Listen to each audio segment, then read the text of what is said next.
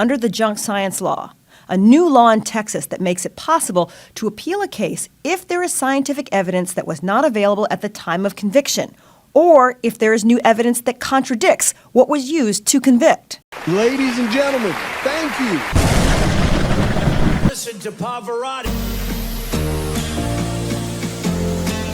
Can I be your superhero? Hello, welcome to The Revealing. I am your host, Pavarotti, and I'm here to discuss the Idaho 4 case.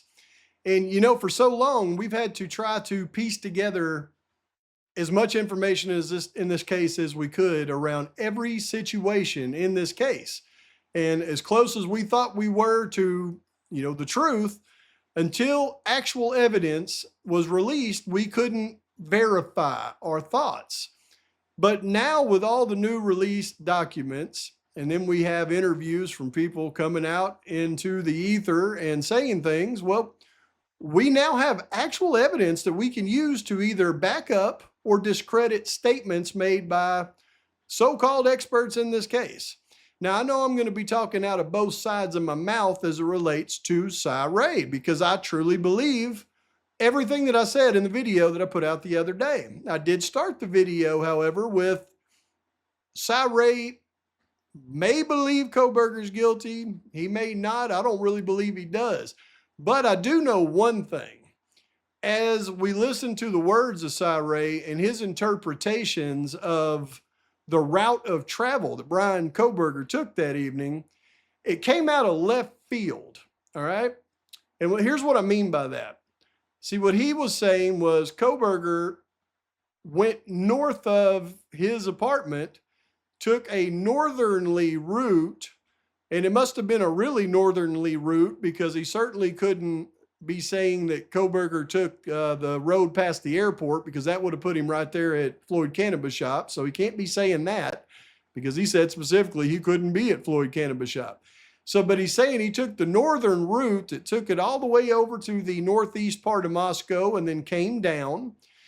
And I thought that was really interesting when he said that, because, this is where I go, I wish that the custody queens would be a little bit more familiar with the facts of the case, especially the ones that we've known forever. Because while they tried to ask a question about Wawa Park, they didn't know the context around it, and Cy Ray just kind of blew through it. Oh, you mean the next morning or something? But we all know that the defense's response to the state's demand for an alibi says, and we've known this forever, that the night in question, Kohberger likely went to an area to include Wawa Park, and it could be partially corroborated by the testimony of CSLI expert Cy Ray. So forever we have been thinking that Cy Ray was going to somehow corroborate that Kohberger was headed towards Wawa Park that night, and that would be why the defense would say that and say Cy Ray was going to partially corroborate that. But then in the interview out of left field, Cy Ray suggests that Kohberger took a northern and eastern route to Moscow and then came around that way because, he had taken that route so many times in the past. Even though we have gone through all 23 trips that Kohberger made between Pullman and Moscow between 10 and 2:30, right? It didn't happen, anything happened after 2:30, between 10 and 2:30. It only happened 23 times. There was only 4 of those trips that could have even went the route, according to Cy Ray's own report, that Cy Ray said that Kohberger took that night. So when he said, well, once a week he was doing this, that's just in complete contradiction to his own report. And his report was very thorough, and I have to go by what his report says. And that's where everything kind of falls apart, because as Cy Ray says, well, it's a pattern of life, right? He did this so many times, so it's just, this night was just no different. But then he follows it with, now when he comes back on the network, 9.8 miles south of the residence, then he does something we've never seen him do, which totally contradicts his pattern of life scenario that he's trying to paint. But when I take that into consideration, and this weird new route that Ray is hypothesizing. Because remember, there is no data between 254 and 448 for Ray to try to say anything. There's no data. He's just simply taking Kohbergers on the tower that serviced his residence in Pullman at 254, and then he's on a tower 9.8 miles south of Moscow at 248, and he's just in his mind creating this trip. But the problem with it all is the fog lamps on the car at Nevada Street and Stadium Way. You see, Ray pointed out that when you look at the camera correctly, law enforcement said the car at 254 was heading east and it was actually heading west. And he doesn't want to talk about fog lamps right now. And why even get into the discussion of the fog lamps over at Floyd Cannabis Shop, because the CSLI proves that that can't be that car. See, he made a lot of arguments around this, but what I'm going to show you now, unequivocally, because no longer are we working on assumptions, working on, is this as close as we can get to the truth stuff? Now we have literal evidence that can be analyzed properly. And when analyzed properly, I'm going to show you three things, because we have the actual evidence. We have the cast reports from the FBI. We have all of the towers and sectors that Brian Kohberger's phone reflected on and exactly the time frame. Slavinsky did a great job. Ray did a great job. We can see where the state just straight up lied about the 7 minutes. But I'm going to show you where Ray is incorrect in his own field of expertise. His own field of expertise. I'm going to show you where he's incorrect. And I'm going to show you the truth based on the evidence. And it all revolves around the white car with the headlights at 253 on Nevada Street and Stadium Way.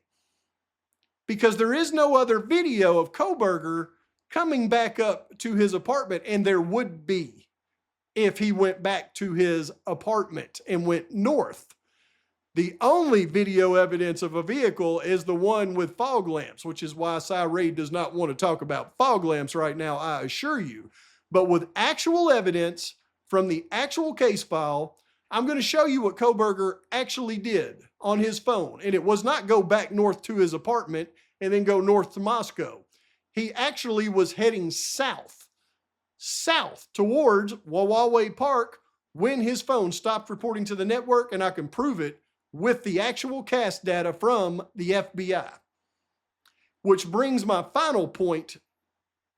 When you ignore things like fog lamps on vehicles, all those people out there that thought we were crazy when we talked about the fog lamps on the vehicle at Floyd Cannabis Shop, they thought we was crazy. No, that's Kohberger's car. Ray just absolutely annihilated any possibility of that being Kohberger's car with the CSLI. I mean, that is a fact. So that's not Kohberger's car. That car has fog lamps. Y'all can quit arguing about it now. We were right all along. But it's also likely the vehicle that was just seen at Nevada Street and Stadium Way with fog lamps, which means there is a white car heading towards Moscow, Idaho that the FBI identified as an 11 to 16 Hyundai Elantra, and it does not have a front license plate, and it's riding around in Moscow at the exact time of the crime. So for you to say that vehicles that you can't identify are undoubtedly Brian Kohberger's car, when you know unequivocally there's another car in the area that's the exact same car that has fog lamps and no front license plate. Give me a break. But now we're going to get into the proof in the pudding, because we actually have the evidence to back it up. Put on your thinking caps, because this is not easy to comprehend, but I'm going to make it a lot easier than these experts do to comprehend it. Let's roll. Now, what's nice is we don't have to guess on this stuff anymore. We actually have real data now that will give us real conclusions. And now I'm going to show what the underhanded state tried to do on the vehicle leaving out, or Kohberger leaving out at, the 247, the extra 7 minutes. I'm going to show what they tried to do and why it was impossible. But then I'm also going to show, because we've got all the data now, I'm going to show where the state's expert was wrong. I'm going to show where Cy Ray and what he said, I don't, it contradicts his report, but what he said in that interview is wrong. And I'm also going to show you why Cy Ray does not want to acknowledge the fog lamps on the Elantra, because it proves he's wrong. So it turns out that the state's case was so easy to prove wrong, it's not even funny. But it also turns out that the information that I always thought would disprove the state's case actually disproves Cy Ray's case. And it's blowing my mind here. Now, I know this is going to be difficult to comprehend because I got all this stuff on this screen, but you have to envision this is, almost the same area as this. The difference is we've got 3 different towers here in Pullman. This is all Pullman. And this tower right here is the tower that covers Brian's apartment. Now, this is the drive test data, the CAS data by the FBI showing the coverage area of this tower right here. This is 006. And you can see that this tower covers all this area around Kohberger's apartment. It also covers this area right here. And then it covers this area south. And then it covers this area over here. Now, it was always my thought that Kohberger went this way and went this way to Huawei Park, and this would have been how, they would have been able to prove it. It turns out that's not correct. But Cy Ray's contention that Kohberger left his apartment, came down, circled back up to his apartment, and then went north into Moscow is a fallacy, and I'll prove it with his own work. But here's the first thing I want to point out. Because over here, this is what the state was trying to do. And they were just trying to keep it really simple. And I don't know why they added the 254 car in the probable cause affidavit, because it actually went against exactly what the state was trying to do. Because we now know through data reports that Kohberger was doing something over in this area. His apartment's up here, but he was over in this area from 212 to 225 at least, because his phone reported to this tower from 212.54, 220.48, and 225.14.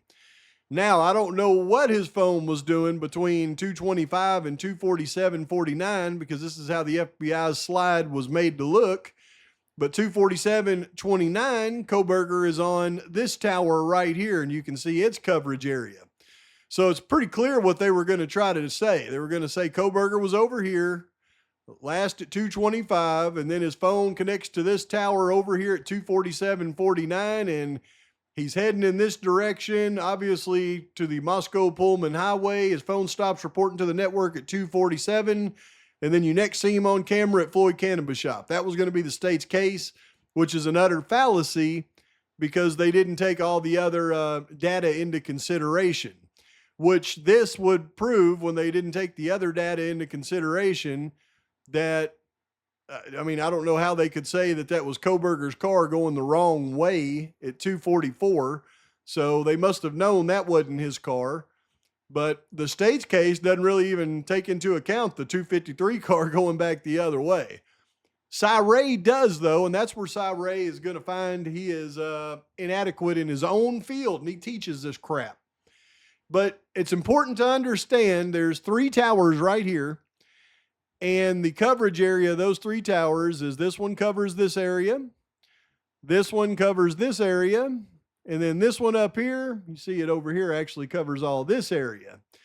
And now I can literally prove to a certain extent where Kohberger was those additional 7 minutes, and I can absolutely, beyond a shadow of a doubt, prove Cy Ray incorrect that Kohberger did not go back up to his apartment during this time period, and it's pretty easy to do. Because Slavinsky does us a favor, and he takes and breaks down in slides the exact tower and sector that Kohberger's phone is jumping back and forth from, how much time he is on that sector, and he goes through it from 247.29 all the way up to 254. Now, what I've done is I've taken the towers that Kohberger's phone connects on during this time period. The towers that his phone connects on is the one that covered his apartment right here. The other tower that we were just looking at on the east side of Pullman right here. There is another tower, though, that his phone connects to during this time period that's actually down here in Johnson. It has a big, broad coverage area. And because this tower is so far south, it tells us the truth about this matter. So what I've done is I've color-coded things by tower color. Red, orange. It's actually just red, orange, and green. I don't know why I put the Busby Tower in here for this one. That's for the next coming back. But it's red, orange, and green. Kohberger's phone actually bounces back and forth between red, orange, and green towers. This one, finally this one. And then it goes back to this one. And that's where Cy Ray gets these going back to his apartment. I'll show you why that's not even possible. So what Slavinsky does, and I just copied and pasted it, was he put the exact amount of time on tower he was for each one of these towers that Kohberger's phone kept handing off to and transferring to. And he doesn't spend any significant amount on any of these towers until you get down here to the one that he spends 263 seconds on. But it's the way that the towers hand off that show you the path of travel. And then I'm going to show you where Cy Ray gets this case wrong and where Cy Ray should have got this case right if he would have just looked at the fog lamps. So what happens is, first the phone starts bouncing between the tower that covers Kohberger's residence, 006, and the tower that's on the west part of Pullman, 199. And it bounces back and forth.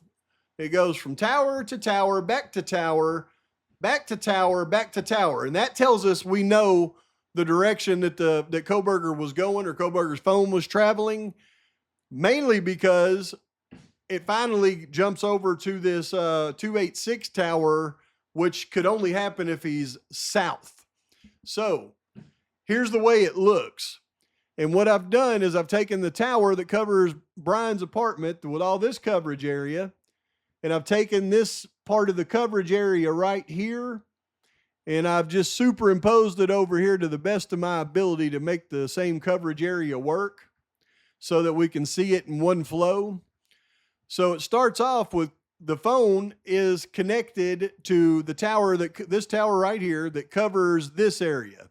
So it's in this shaded area here, but then it hands off to the tower that covers Kohberger's apartment, which is the tower that covers all this area. Well, you'll clearly see that it has to be handing off in this coverage area, because if it was handing off in the other coverage area, it wouldn't work because it wouldn't meet this coverage area. So it's just simply going down and it's handing off to this coverage area. Then it hands back off to the main coverage area here. And then he passes back through this coverage area. And then again, it hands back off to the tower that covers this area. And we know he's heading in this direction because once again, the next tower it jumps to is the green tower, which only covers south of town. Here's the green tower and its coverage area, and it's down here it's down here in Johnson. So when the phone goes to the green tower, it has to be south of all that coverage area, which tells you that the phone was traveling in this direction, and it only connects to the green tower for 3 seconds. And then it connects back to the tower that has coverage to Kohberger's residence. Now here's where Cy Ray gets this thing wrong, because so you can see it connects at 250 and 22 seconds. Then you add the other 263 seconds, and that's where it goes off the coverage area at 254. But here's where he gets it wrong, because it's on this tower for 12 seconds, and then it only connects to the green tower down there in Johnson for 3 seconds, and then it goes back to the tower that provides coverage to Kohberger's residence. So here's what Cy Ray thought happened. As you come down and you get right here, you're connected to the tower that provides coverage to this area, and then it jumps to the green tower that's out the town coverage for 3 seconds, and then it jumps back to the tower that provides coverage to Kohberger's residence. So if I look at it on this map over here, and you're picturing these coming down, here's what Cy Ray thought happened, because this is how this junk science works. As he gets to the edge of the coverage area, which would be right here, Cy thinks that the phone jumped over, even though it was only connected for 3 seconds, to the tower in Johnson that covers this area. He thinks it jumps over here for 3 seconds, and then Kohberger's phone traveled back up to this area that provides coverage to his residence, and then goes through this area, shuts his phone off, and then heads north over into Moscow. And the reason that he believes that is because you heard him say in the interview that the 254 car was actually heading in the other direction. Or the 252 car was actually heading in the other direction. He said, I don't care about fog lights right now. That car, if they'd have looked at the camera right, it was heading in the other direction. So he thinks that the tower coverage, when it handed off to the tower south of Johnson, it handed off and put him right there at Stadium Way and Nevada Street going in the opposite direction. And then his phone connects to the tower that provides coverage to Kohberger's residence. That's what Cy Ray believes. That's why he believes he went north and over into Moscow. Except for this. When you look at the coverage area, the tower that provides coverage to Kohberger's residence, you see it has this southward coverage area that I've represented on the map over here. And if the phone is traveling south like it has to be to follow this progression, then the phone could have jumped to the Johnson Tower for 3 seconds and then back over into the coverage area right here. And then Kohberger for 263 seconds just headed south until he reached the end of that coverage area. And the only thing that would prove that this is what happened versus Cy Ray's interpretation of events is Cy Ray is coinciding the car at Stadium Way and Nevada Street at 252 with his assertion of the transfers. Once you realize, Cy, that car had fog lamps and that can't be Brian Kohberger's car, then you realize that your little interpretation of things just went out the window. And if that's not Kohberger's car, which we know it's not, then that means the likely path of travel would have been skipping over to the South Johnson Tower for 3 seconds, back to the coverage area, and then this is the 263 seconds, and Kohberger was heading south to Wawaway Park, not north the way that you said, and it's proven by the fog lamps, Cy. That's why you don't want to acknowledge them, because I think you know that. And here's what Cy Ray fails to recognize. The fact that he's basing his interpretation on this car being Brian Kohberger's when it has fog lamps, which proves his interpretation is incorrect, and the car at that point would have had to gone south because he didn't go through any of these cameras that he would have had to gone through to prove Cy Ray's point. So Cy Ray lost there on his own analysis. He also acknowledges that the vehicle that's seen at Floyd Cannabis Shop shouldn't even be in the conversation. The fog lamps in that conversation shouldn't even take place, he says, because there's no way Kohberger's car could have traveled along 270. Well, what he's inadvertently not taken into consideration, because we did identify that vehicle as having fog lamps, is he proved that that's not Brian Kohberger's car. So it is a white car, and it does have fog lamps, and it's likely this car. But what he also fails to acknowledge when he doesn't want to acknowledge fog lamps, other than it ruins his interpretation, is the fact that this is the vehicle that the law enforcement says that they identified as a Hyundai Elantra from the WSU video.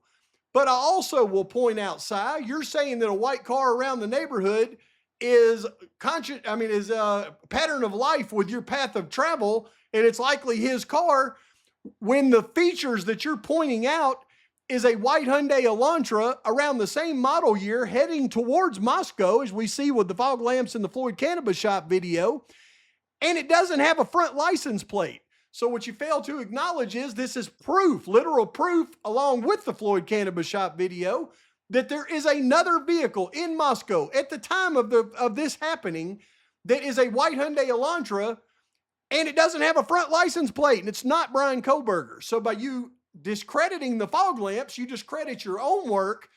Well, by not acknowledging the fog lamps, I mean, you're trying to not discredit your own work, but also by not acknowledging it, you're discrediting the entire case against Brian Kohberger. White Elantra with no license plate heading towards Moscow at the time of the crime, and you want to just not acknowledge it. So that's where your interpretation falls short, sir. And your own CSLI junk science is proven by this fact, and you know it. So now that I've heard Cyré give an interview on all of the things that he is actually an expert in and give his opinion on it, and then I look at the evidence that contradicts his opinion because he based his opinion on a bad fact, and that bad fact being a vehicle that wasn't Brian Kohberger's that he doesn't want to acknowledge for some reason.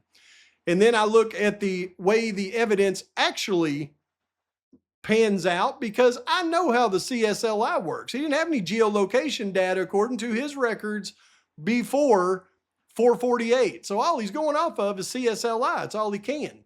All that can tell you is the cell phone is in a specific cell site, cell sector. Considering the FBI did drive testing and we know the mapping of that cell site and cell sector's coverage area, and you take the handoffs, like he likes to say, and you follow the pattern of the handoffs, the car's clearly going south. And if it wasn't, he would be on camera, just like you thought, Si. You thought it was him on camera. You thought they messed up and looked at the camera of a car going the wrong way. But you failed to recognize that the car that was going the wrong way wasn't Brian Kohberger's anyway, which totally annihilates your entire basis of him going back to his apartment and then going north into Moscow.